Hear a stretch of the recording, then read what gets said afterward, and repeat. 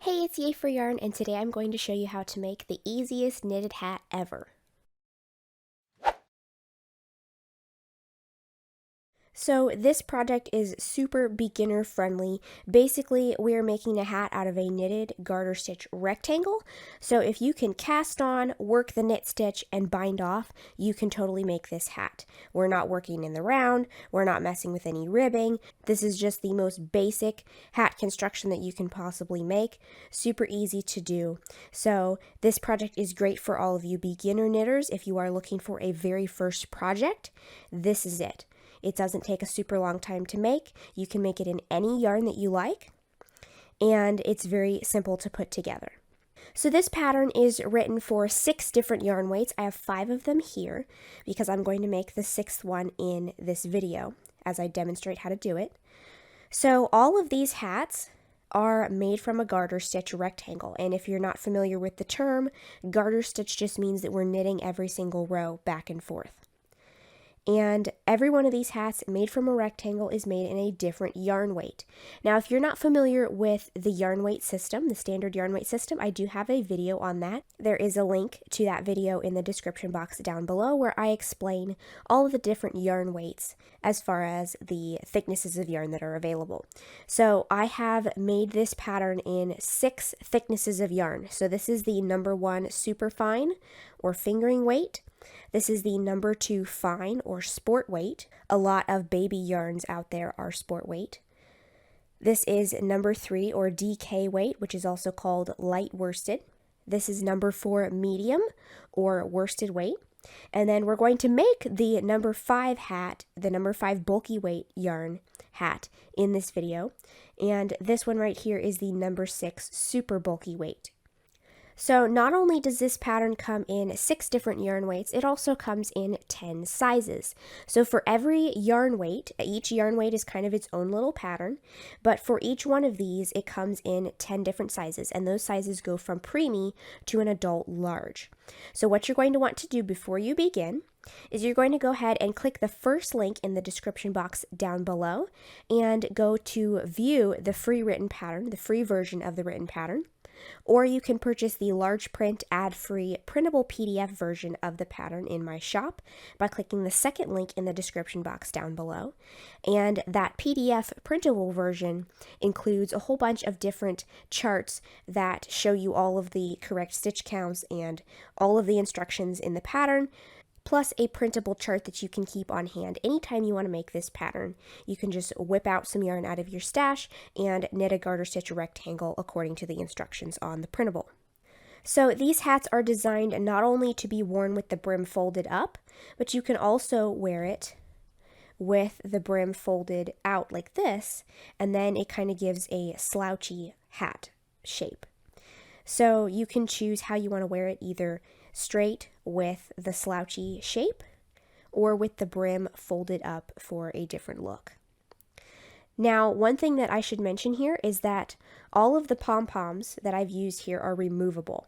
So if you'd like, you can take the pom-pom off or just not add a pom-pom at all and then have a plain hat without a pom-pom, or again, a slouchy hat without a pom-pom. So by making the pom-poms removable, that means not only can we switch out pom-poms if we want to change pom-pom colors, we can also take the pom-pom off and wash the hat, because the pom-poms are not really washable as far as these faux fur ones. So step 1, you're going to go ahead and choose the yarn that you want to make this project in, and you're going to check the yarn label to see what yarn weight it is, how thick it is, whether it's a number 1, number 2, number 3, number 4, number 5, or number 6. Then you're going to follow the instructions according to the yarn thickness that you're using. And what you want to do first is check your gauge. Now gauge, if you're not familiar with gauge is essentially a measurement of the size of your stitches, and you're going to want to use the recommended needle size in the pattern, make a small square, it's about 4 inches by 4 inches or slightly larger, and you're going to do that by casting on and knitting back and forth every stitch across every row until you have a square that's about at least 4 inches by 4 inches. And you're going to measure the size of your stitches to make sure that the needle size that you're using is going to give you the correct size stitches for the project. Now, the reason we're doing this is because, first of all, every knitter is a little different and everybody's tension is different. So I may use, for example, a size 6 needle for the DK weight hat, and you might need a size 7, a larger needle. If you are a tighter knitter, you might need a size 5 if you're a looser knitter. So it really depends on the individual knitting and how your tension is. And so that's why we need to check the gauge before we start. Now, if you're not familiar with gauge, I do have an entire video explaining that on my channel, so go check that out. But another thing that you want to make sure of is that I highly recommend when you're finished with your garter stitch rectangle that you block it before you make it into the hat. Now, the reason for this is because blocking helps relax the fabric and get it to its final shape and feel that it will be once it's been washed. And most likely, at some time during this hat's life, it's going to get washed at least once or twice. And so I recommend blocking your rectangle before you make it into a hat. Now, the reason for this is because you want it to be kind of in that relaxed state after you've relaxed the fibers with the blocking, to make sure that the fit is correct. And we need to do this because garter stitch tends to relax a little bit after it's blocked. And so because I highly recommend that you block the finished rectangle before you make it into a hat, you're also going to want to block your gauge swatch. And that's because the gauge in the pattern is given for the size of your stitches after they are blocked. Because depending on the fiber that you're using, the yarn that you're using, different types of yarn will contract or relax more when you're knitting it into the garter stitch before you block it. And so that is why we need to block the gauge swatch first before we measure the gauge. So once you have made your gauge swatch, blocked it, and again, I have an entire video on blocking in my channel, so go check that out if you're not familiar. But once you've blocked your gauge swatch, you're going to measure the number of stitches that you get within a given measurement in the pattern, and make sure that your stitches are about the same size, as close to the same size as possible as the stitches that I have in the gauge for the pattern. So once you have decided what size needle you're going to use, and again, the needle size that's given in the pattern is always a recommendation only. It is more important to match the gauge given in the pattern than to use the same size needle as the designer. So make sure that you check your gauge, and once you've got your gauge correct and you know which needle size you're going to need to use, then you can start with the project. So I'm going to go ahead and move these out of the way, and then we will go over what we're going to need for this project. Alright, so here are all of my supplies that I've got for the bulky weight hat. You're going to need obviously some yarn, and this one is number 5 bulky weight. So I'm going to be using the instructions for number 5 bulky yarn for this hat. So I have the yarn that I need, and you'll want to check and make sure you have enough yarn in yards so that you'll know if you have enough yarn for the entire hat. So I have my yarn here, and then of course we need knitting needles. Now, this is one project where it doesn't matter what kind of needles that you use. So I have here a size 10 6mm needle. And this is the needle size that I need to get the correct gauge for the pattern.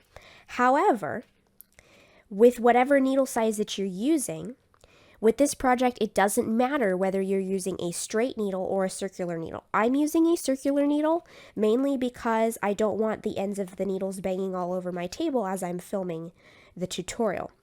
And I prefer the feel of circular needles. However, if you have straight needles, you can use straight needles instead. It doesn't really matter as long as you get the correct gauge. But even though I'm knitting on circular needles, I'm still going to be knitting back and forth in rows and making a rectangle, not knitting in the round. So here's my circular needle. It doesn't matter how long it is if you're using a circular needle because we're not using the entire length. So whatever straight needles or circular needles you may have in the size that it takes for you to get the correct gauge for the pattern. And then you'll also need a yarn needle. This is a pretty small one, and I'll tell you why in just a minute. I like a metal yarn needle with a bent tip, but that's just my personal preference. You'll need some scissors and a measuring tape to measure your finished piece and to measure your gauge. And then I have a little faux leather label here with my logo on it, and I'm going to go ahead and attach this to my hat for decoration on the edge. And then here are a couple extra things that you may or may not need depending on whether you're going to add a pom-pom. So if you want to add a pom-pom, you can either make your own pom-pom out of yarn and sew it on, or you can use a faux fur pom-pom like I have here. Now my pom-poms are from Amazon. They are just faux fur pom-poms that I got in a big pack where you get a whole bunch of them. And they're not too expensive. But the pom-poms that I have an elastic loop on them. There are some pom-poms that have a snap on the bottom, and then you can sew the other side of the snap to the hat so that you can snap the pom-pom on and off the top of the hat when you need to wash the hat. But for these particular pom-poms, they have an elastic loop. So I'm going to attach the elastic loop of my pom-poms to the hat by putting a button on the inside of the hat to attach that loop around it. So we're going to pull the loop, the elastic loop, through the top of the hat and then wrap it around the button to secure. And that makes it removable so that we can wash the hat without the pom-pom on it. So for that removable faux fur pom-pom, I have, of course, my pom-pom, a wooden button. You can use whatever kind of button you like, but you want to make sure that your yarn needle, hence why I chose a small one, will fit through the holes in your button without getting stuck, because some yarn needles have a bigger eye and they don't necessarily fit through all types of buttons. So also, if you're going to be using the pom-pom, you'll need a crochet hook of some sort. This is not absolutely required, but it is recommended because it does make it easier to grab that elastic loop and pull it through the top of the hat. But you can do it with your fingers, it just takes a little bit longer. Alright, now there's one more thing that you may or may not need if you're going to be doing the removable pom-pom or the leather tag, both of which are optional. You can totally skip that if you want. But if you're going to be using a leather tag or the pom-pom, and if you're using a super bulky yarn or a really thick yarn that does not fit through your yarn needle, then you're going to need some embroidery floss. And we're going to be using the embroidery floss to sew the button and the tag through the knitting with our yarn needle in cases where the yarn is too thick to fit through a yarn needle that's small enough to go through these little holes. Now I used embroidery floss to attach the tag and the button on my super bulky weight hat, which is this one right here, and you can see that I've attached that right there with the pink embroidery floss. And same with the button on the inside. So I've used that embroidery floss to attach the button and the tag instead of using the yarn that the hat is made from. But if the yarn that your hat is made from can fit through your yarn needle and can fit through the holes in the button and in your tag if you have a tag, then you can totally skip the embroidery floss because you won't need that. Alright, so now that we have all of our supplies, we can get started with the knitting. Alright, so we're going to go ahead and cast on the number of stitches that the pattern says you'll need for the size that you want to make and for the yarn thickness that you're using. So for the number 5 bulky yarn and for the adult small, which is the size that I'm making, I'm going to cast on a total of 40 stitches. Now, you can use any cast on method that you like, whatever method that you are most comfortable with, go ahead and use that method. But I'm just going to really quickly demonstrate the cast on that I'm using, which is called the cable cast on. So I'm going to go ahead and start by making a slip knot, but I'm going to leave a 6 to 8 inch tail, that's about 6 inches. And I'm going to place the slip knot onto my needle, like so. That's my first stitch.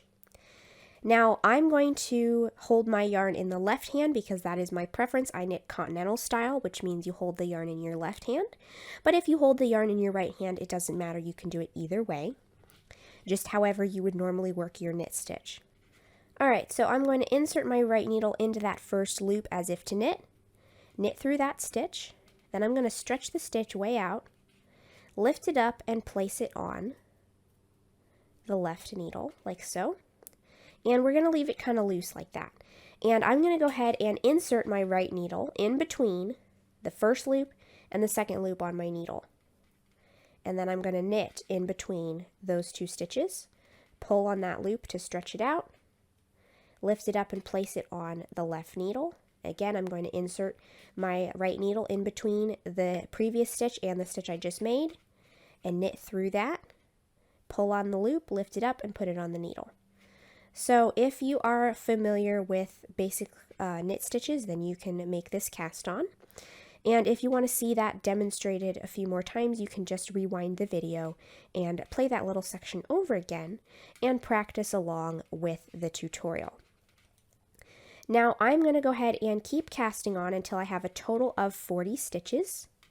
And the cast on, or the number of stitches that we are using, is going to be the height of our hat.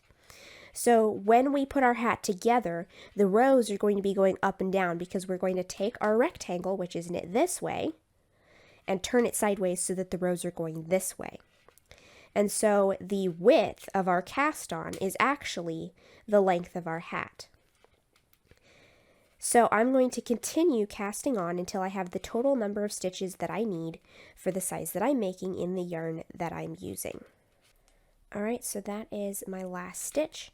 And what you want to do here is you want to go back and count all of your stitches again just to make sure that you have the correct number. Alright, so I have the correct number of stitches for the size that I'm making. And now what we're going to do is we are just going to knit back and forth across every single row. So for the size that I'm making, I'm going to knit back and forth for 108 rows. And that will give me the correct length of my panel that I need for the rectangle to wrap around the head. Now, you will notice that in the pattern it gives a chart of all the different sizes and how big the finished rectangle should be. Now, the finished rectangle will always be shorter in length than the circumference of the head, and there's a reason for that. So normally, if you were to make a hat knitted in the round, it would be a little bit smaller than the head circumference to make sure that it has just enough stretch in it so that it will comfortably fit snugly around the head and not fall off. But in this case, because garter stitch going the direction that we're going to turn it is so much stretchier than just regular knitting, the way you would normally knit a hat, we're going to make the finished length of the panel much shorter than the circumference of the head. And this is because not only does garter stitch relax a little bit once it's blocked, but it also has a lot of stretch in it. So just for example, here is the DK weight hat. And even though this only measures about 8 inches across, this is the adult small, it's only about 8 inches across because the whole panel is only 16 inches long. This fits a 21-inch head because it is so stretchy. And even though it is quite a bit shorter than the length of the head, this does not fit tight at all. It has a very comfortably, slightly snug fit, but it has to be a little bit snug so that it doesn't slide off your head. So don't be alarmed that the pattern tells you that the rectangle should be smaller in length than the head circumference, because there is a reason for that, and it needs to be that much smaller because of the crazy amount of stretch that garter stitch has. Because I mean, I can stretch this quite a bit and it still contracts back. It's very elastic. So even though it's a lot smaller than the head, it still has a very stretchy, soft, comfortable fit. So don't worry about the length of the panel. So what you do want to make sure is that you knit the correct number of rows for the panel that you are making for your size. And the pattern does give you the finished panel dimensions, but you want to measure that after they're blocked. That's why we check the gauge first before we start and measure the gauge after it's blocked so that we can know for sure that with the needle size that we're using, that with your personal tension, it will come out to the correct finished size.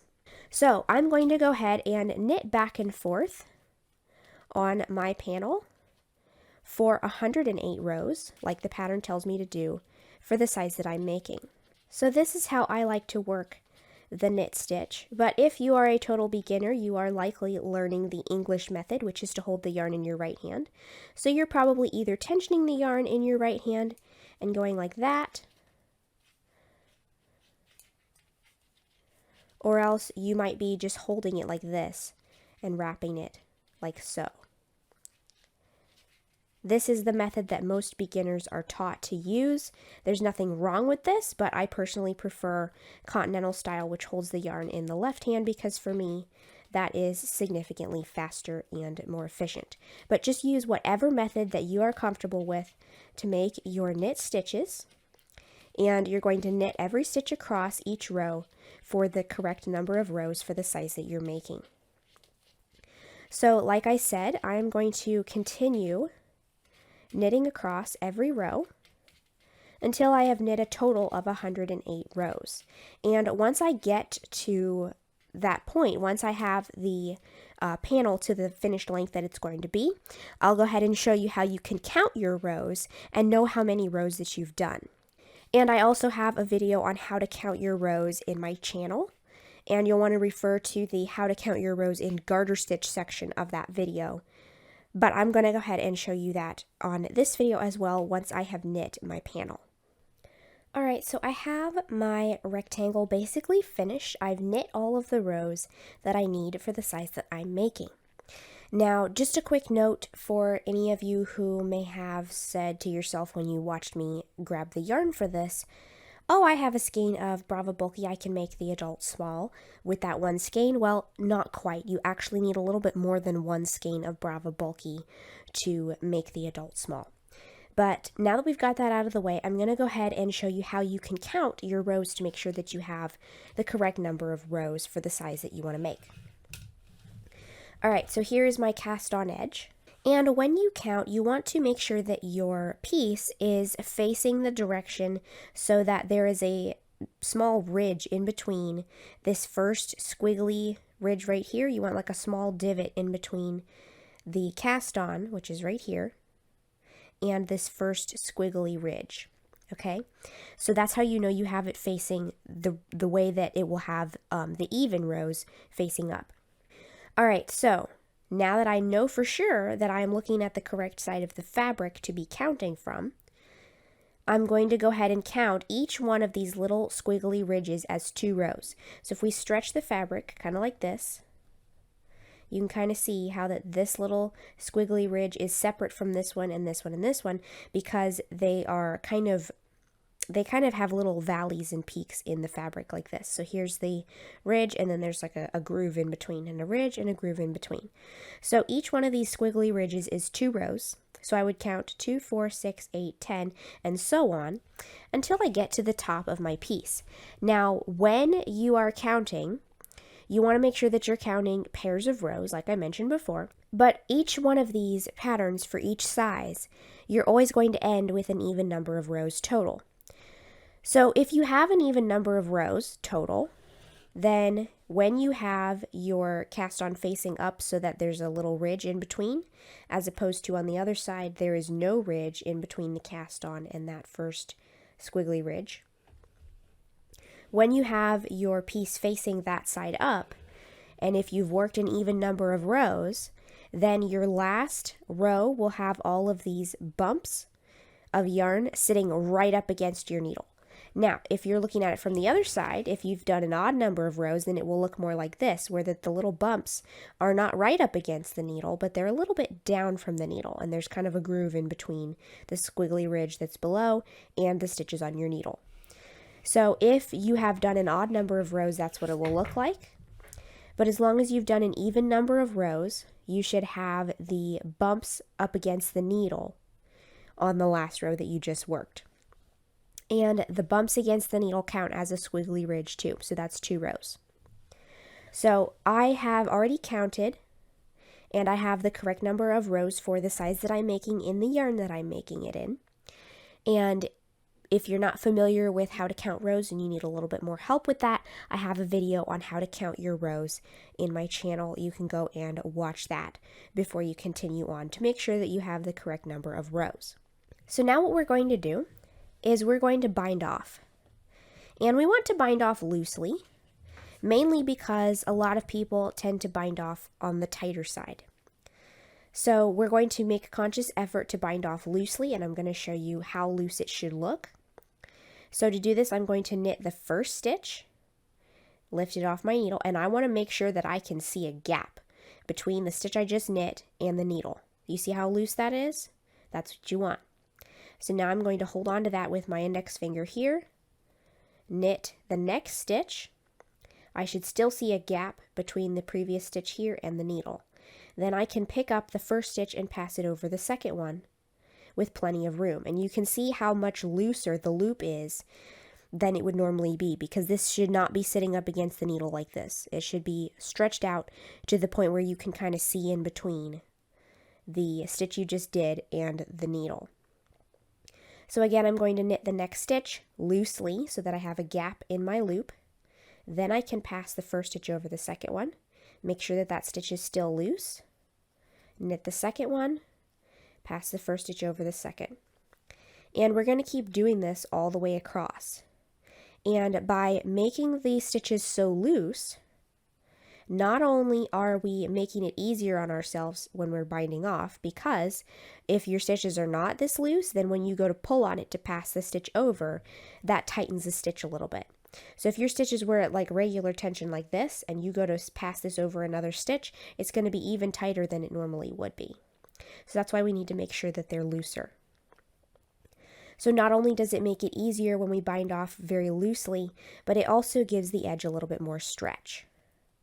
So I'm going to continue binding off loosely all the way across until I get to the end of my row.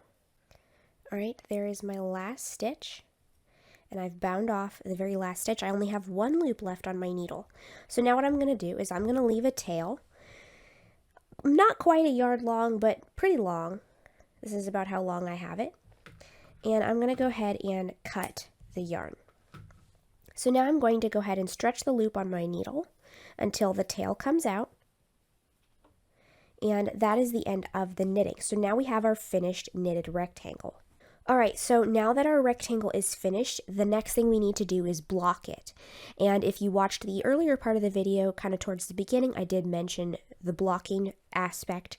And this is kind of necessary for this hat because garter stitch is so stretchy that the hat is significantly smaller than the head circumference to make it fit comfortably snug so that it won't fall off your head. Now, we need to kind of make that garter stitch relax a little bit by blocking it so that it will be as stretchy as it needs to be and still comfortably fit on the head. And as I mentioned before, this is not a tight fit. It's just comfortably snug, just enough to stay on the head, but it is not tight at all. So I'm going to go ahead and steam block my piece because it is acrylic yarn as far as this particular hat. But if you're using a natural fiber yarn, you may want to wet block or spray block your rectangle. Now, if you're not familiar with blocking, I also have a video on that, which you can go and check out on my channel for more information on blocking and how you should block your work. But blocking is a very important step in pretty much any project that you make. So I don't recommend skipping it. It's a good idea to block your work for pretty much every project. Now, I should mention here that if you are using an animal fiber and you're in a hurry, you can steam block things like wool or alpaca or stuff like that. And it does work, but it is generally more commonly recommended to wet block or spray block natural fibers. But you can totally steam block natural fibers if you want to. So I'm going to go ahead and block my rectangle. I'm going to steam block it, and then we will assemble our hat.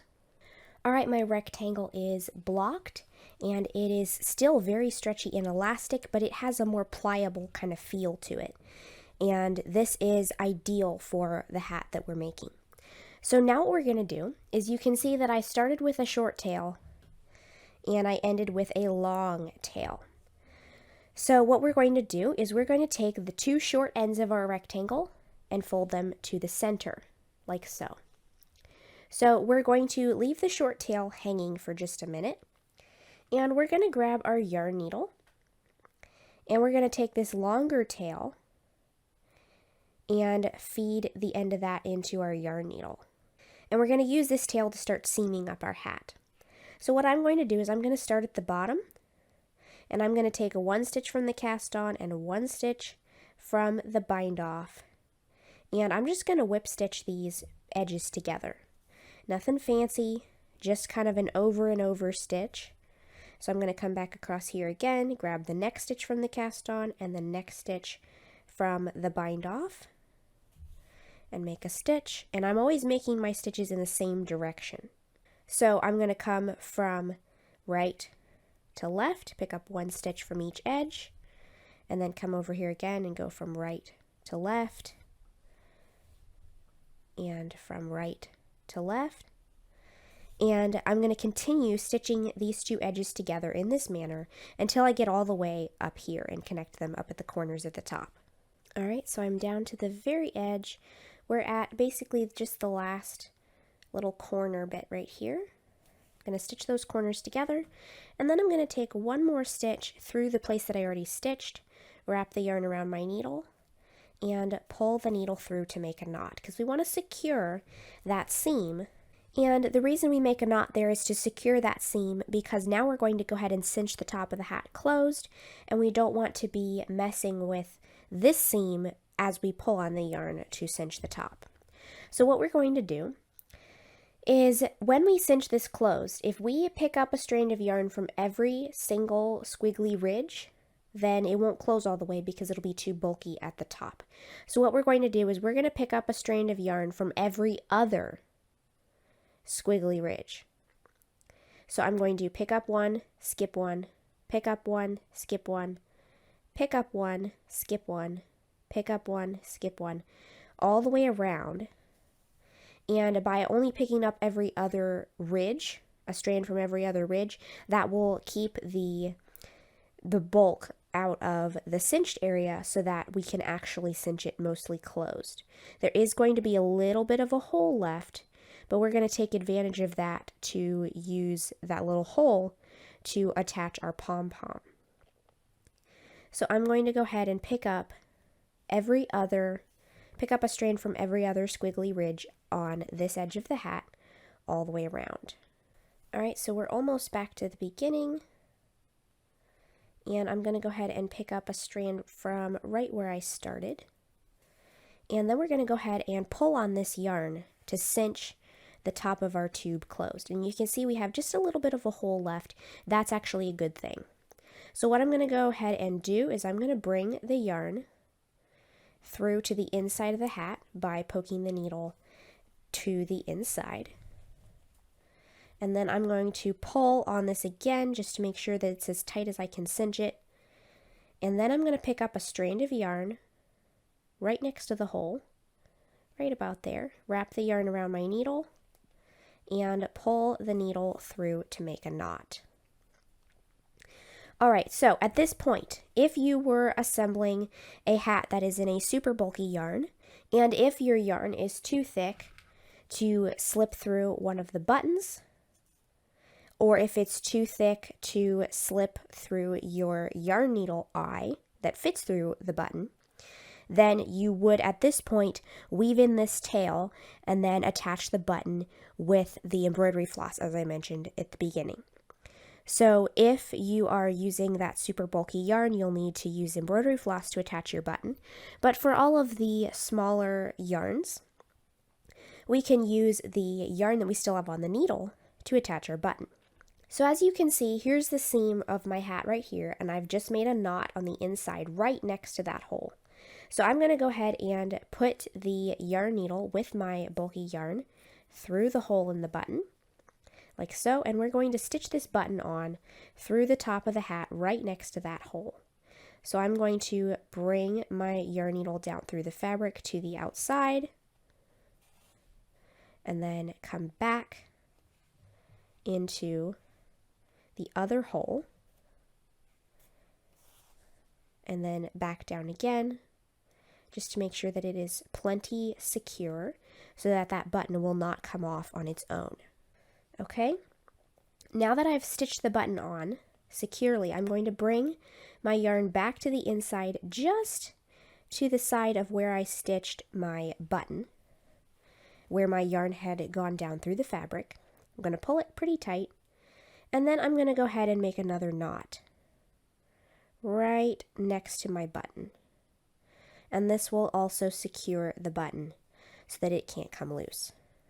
Now that I have my knot there, I'm going to go ahead and start weaving the tail of the yarn into the seam. So you can weave in your tail into the garter stitch on the inside, and it won't show from the outside. But I like to weave it into the seam because that's a very tight, secure kind of tube of whip stitches that we can kind of slip the yarn through. And so I am just going through the seamed area, going along that seam line. There went my yarn. I have to rethread it. But anyway, I'm going right along that seam line and inserting my needle under all of those whip stitches. Now this will not show from the outside at all because we are on the inside of the work, number one, and because this doesn't really affect the fabric on the outside. So I'm going to keep weaving it in until I'm comfortable with how far I've woven that tail in. That's pretty decent length. So I'm going to go ahead and trim the yarn. And I like to also weave in my other tail, my starting tail, into that seam going up. Mainly just because when you turn up the cuff of the hat, if you weave your tail into the garter stitch, it might show just a little bit. That wouldn't be the end of the world, but I like to go ahead and weave it into the seam anyway. So I'm going to weave in this starting tail the same way that I went into the seam with the other tail. Alright, and there is my fully woven in tail. I don't have any yarn tails left on my hat right now. So now what we're going to go ahead and do is we're going to attach that removable pom-pom. So for this part we need our crochet hook and our pom-pom. Again, mine has an elastic loop on it with which to attach the pom-pom. So I like to give my pom-pom a good fluff, kind of shake it out before I attach it, just to make sure that it's not all wonky or kind of misshapen. We're just going to fluff it like that. And then I'm going to go ahead and grab onto that elastic loop. I'm going to take my crochet hook, and since the hat is currently inside out, I'm going to kind of turn it right side out, reach my crochet hook right through the center of the hole in the top of the hat, like so. And then I'm going to go ahead and grab that elastic loop with my hook, pull it through the hole in the top of the hat to the inside, and then I can kind of bring the elastic around that button so that it can be securely attached right there. Now you don't have to attach it like that. You can attach it with a different method, or you can skip the pom-pom altogether. But I like to attach them that way because it gives a nice secure join where you can attach the pom-pom to the hat, but yet it's still removable so you can wash the hat.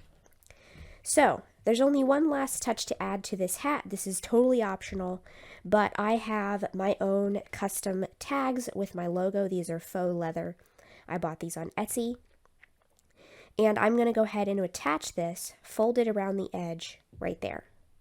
Now, if you are going to do leather tags for your hat, and if you want something specific on your tag, I like to, for hats in particular, get a tag where that the logo is facing right side up on both parts. So when this is folded in half, instead of having the other logo facing the other way around so that it looks the same from both sides this way, I like to have them both facing the same direction so that when it's folded around the edge of the hat, it can be right side up when the brim is folded up, or if you fold it down and wear it kind of slouchy, then the logo is still right side up that way as well. So if you don't want to use a leather tag, you don't have to do that at all. This is totally optional, but I'm going to go ahead and add mine right here with a length of scrap yarn, of the same yarn that I used for my hat. And again, if you're doing a super bulky yarn where your yarn is too big for stitching things like this on, you can go ahead and use the embroidery floss. So here is a length of my yarn. I'm going to go ahead and feed that into my yarn needle. And then I'm going to make sure that my seam at the back of the hat is kind of centered in the back so that I know I am getting my tag over to the side a bit. I like it on the side. You can put it wherever you want if you have one. So I am going to start stitching this by coming up through both layers of the tag and going through the fabric, leaving a tail. And I like to kind of do a running stitch going in this direction.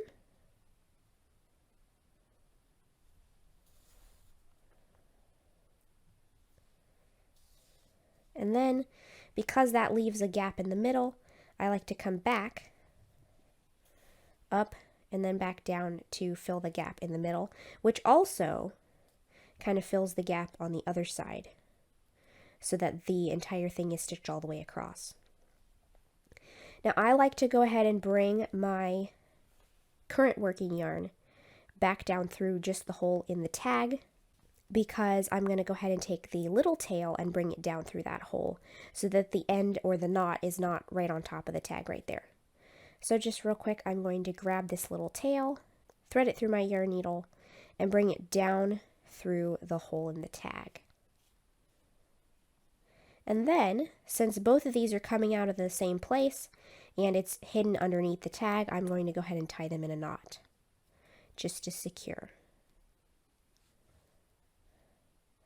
Alright, so now I can weave in both of these tails. Alright, so now my tag is securely attached and my hat is finished. Alright, so now you know how to make the easiest knitted hat ever in any yarn you want, with no shaping and very simple construction, very simple assembly. So make sure you go click the link in the description box down below to grab the free version of the written pattern or the downloadable PDF version with the printable charts. And be sure to tag me on Instagram with your photos of this project with the hashtag EasiestKnittedHat. So I hope you've enjoyed this video. If you liked it, please give it a thumbs up. If you make this project, let me know how it turns out for you in the comments below. And don't forget to subscribe, making sure you click the little bell next to the subscribe button to be notified of new videos. Thanks for watching.